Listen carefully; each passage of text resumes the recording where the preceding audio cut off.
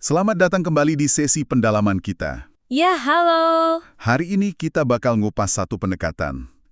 Di dunia pendidikan ya, yang tujuannya bikin siswa lebih aktif. Betul. Sumber kita kali ini kutipan dari buku. Judulnya Belajar Makin Aktif Melalui Model Pembelajaran Example Non-Examples. Karyanya Ibu F. Nishantri, SPD.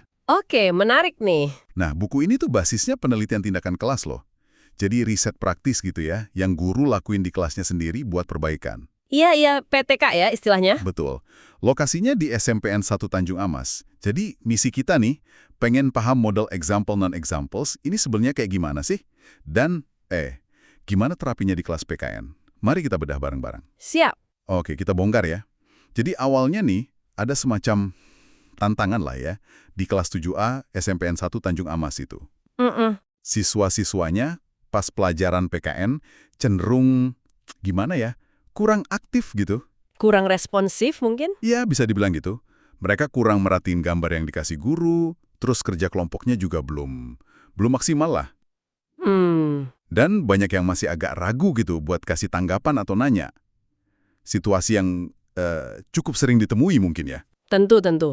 Kondisi yang cukup umum di banyak kelas ya. Dan yang menarik itu solusinya. Gimana tuh? Yaitu tadi, model pembelajaran example non-examples yang dicoba. Intinya tuh simpelnya pakai gambar. Oh, gambar. Iya, gambar yang relevan sama materi. Ada gambar yang jadi contoh konsepnya, ada juga yang bukan contoh atau non-examples. Oke. Contoh dan bukan contoh. Biar jelas bedanya gitu ya. Tepat sekali. Tujuannya ya buat bantu siswa nangkep materi lewat visual dulu sebelum masuk ke penjelasan yang mungkin lebih rumit atau abstrak. Masuk akal. Jadi kayak pancingan awal gitu ya? Bisa dibilang gitu. Ini kan sejalan juga sama pandangan yang dikutip di buku itu dari Isarani, kalau mulai dari data visual itu bisa efektif banget buat mancing rasa ingin tahu siswa. Oke. Terus langkah-langkahnya gimana tuh di kelas penerapannya persisnya? Jadi prosesnya cukup sistematis ya. Pertama, guru udah siapin tuh gambar-gambarnya, yang contoh sama yang bukan contoh. Oke. Terus gambarnya ditampilin di kelas. Nah, abis itu guru kasih instruksi nih ke siswa buat analisis gambar itu. Biasanya sih berkelompok kecil, mungkin ya 2 atau 3 orang gitu. Diskusi kelompok kecil ya? Betul. Nah, tiap kelompok nanti dapat giliran buat nyampein hasil diskusinya. Udah semua nyampein, baru deh guru masuk, kasih klarifikasi atau penjelasan materi lebih lanjut. Sambil dikaitin sama hasil diskusi tadi. Fokusnya jelas di analisis visual sama diskusi kelompok yang terarah gitu. Sip. Penelitian ini kan katanya ada 2 siklus ya? Kayak 2 putaran gitu. Iya, 2 siklus. Tiap siklus ada 2 pertemuan. Oke. Dan yang dilihat apanya? Aktivitas siswanya, jadi diobservasi gitu, gimana mereka merhatiin gambarnya, terus gimana kerjasama dalam kelompoknya, sama keberanian buat kasih tanggapan atau bertanya. Jumlah siswanya tadi berapa? Ada 21 siswa di kelas 7A itu yang jadi subjek penelitiannya. Oke. Nah, ini nih bagian yang paling, menarik banget menurut saya. Hasilnya. Iya, gimana tuh hasilnya? Ada peningkatan yang signifikan banget. Jadi, di siklus 1, rata-rata aktivitasnya tuh gini. Merhatiin gambar sih udah lumayan ya, 78%. Oke. Tapi kerjasamanya baru 50%. Dan yang berani ngasih tanggapan cuma 42%. Wah, lumayan rendah ya itu untuk kerjasama sama tanggapannya di awal. Iya kan?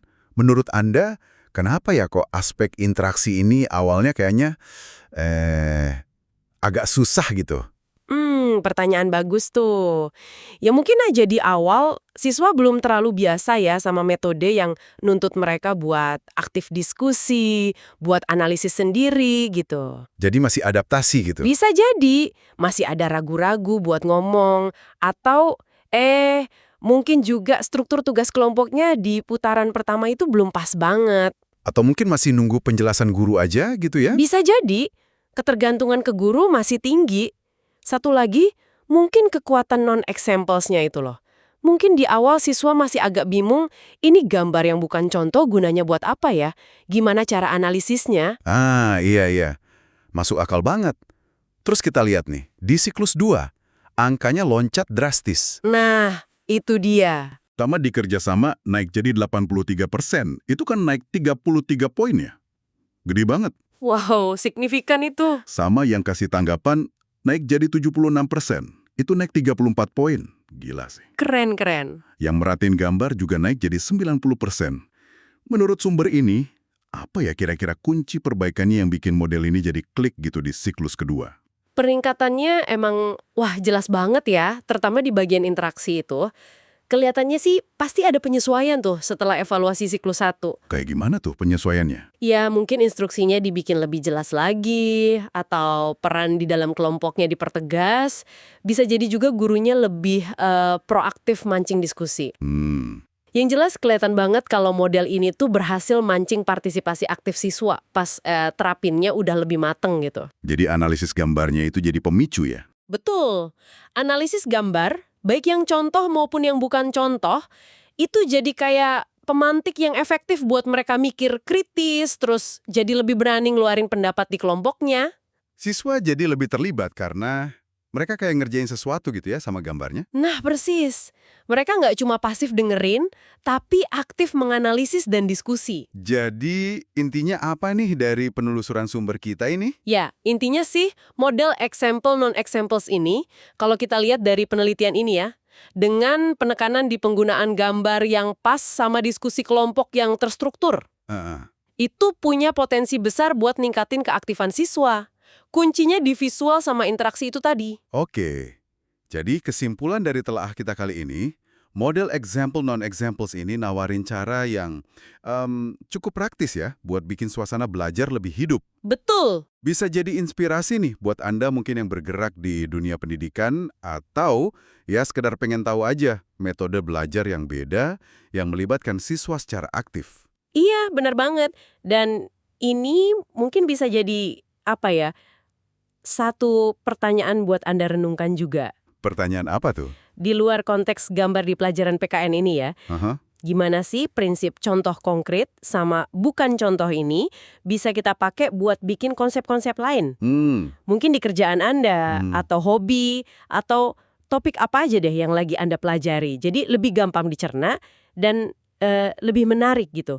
Sesuatu buat direnungkan lebih lanjut mungkin ya. Wah, menarik tuh buat dipikirin. Oke deh,